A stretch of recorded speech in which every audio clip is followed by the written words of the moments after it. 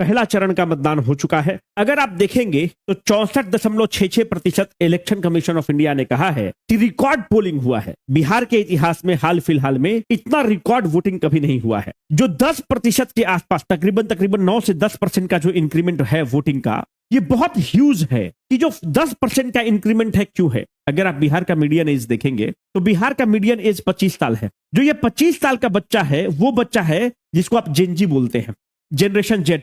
ये 1997 के बाद जो बच्चे पैदा हुए हैं उनको आप जेनजी बोलते हैं। ये वो लड़के हैं जो इंटरनेट युग में पैदा हुए हैं। ये वो बच्चे हैं जिन्होंने लालू का जंगल राज को नहीं देखा है। इन्होंने जंगल राज के बारे में सुना तो है पर इन्होंने जंगल राज को देखा नहीं है। ये वो जनरेशन है जो मीडियन एज 25 साल है पर इसके पास जॉब नहीं है, क्योंकि बिहार में अनएम्प्लॉयमेंट का जो दर है 10.8% है। अगर ये 10% जो इंक्रीमेंट हुआ है तकरीबन वोटर का, ये वो जनजीब ने आकर वोट कर दिया है। तब तो इसने अपने माँ बाप से जंगल राज के बारे में सुन रखा है, और जब इसने जंगल राज के बारे में माँ और बाप से सुन रखा है तो बाय डिफॉल्ट है कि ये महागठबंधन को तो ये वोट नहीं देगा।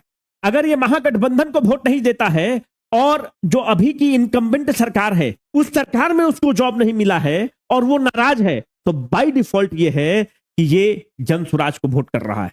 ये जेनजी जनरेशन नेपाल में तख्ता पलट कर चुका है। अगर ये जेनजी जनरेशन इनकम्बेंट सरकार से नाराज है और जंगल राज के बारे में इसने अपने माँ और बाप से सुन रखा है, तो बाय डिफॉल्ट ये हो रहा है कि ये जन स्वराज को वोट कर रहा है। अगर मानते हैं कि ये 10% का जो इंक्रीमेंट हुआ है, जो लोग छठ में आए हुए थे, जिसको दिल्ली में बिहारी कहकर आप उसका मजाक उड़ाते हैं, बम्बे में भैया कहकर उसको 2 थप्पड़ मारते हैं। We are the first great citizens, we Biharis are the first great citizens, but we are languaging as the third great citizens because of this politicians.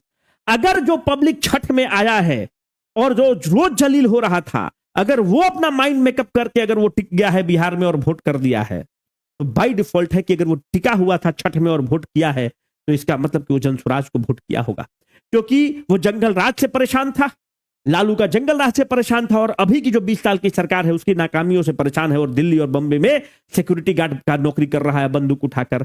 जो आ रहा है बिहारी कहकर उसको मजाक उड़ा रहा है। जब आप बिहारी कह के किसी को थर्ड ग्रेड सिटीजन के रूप में आप उसको ट्रीट करते हैं, beat RJD, beat Congress, beat CPI Male, beat Bhajpa, beat JDU, हम लोग जो बिहारी युवक जो दिल्ली में पिटा रहा है, दिल्ली में जलील हो रहा है, बम्बे में जलील हो रहा है, महाराष्ट्र में थप्पड़ खा रहा है, वह तुम नेताओं की नाकामयाबियों के कारण हो रहा है, तुम्हारा पैथेटिक रवैया के कारण हो रहा है, तुम्हारे भुचड़पन और गंवारपन के कारण हम लोग जलील हो रहे हैं। Because we are first great citizens but we are languaging as third great citizens in this country because of the failure of you politicians. तो अगर ये 10% वोट छठ वाला भीड़ है, तब तो फिर वो जन स्वराज को वोट किया।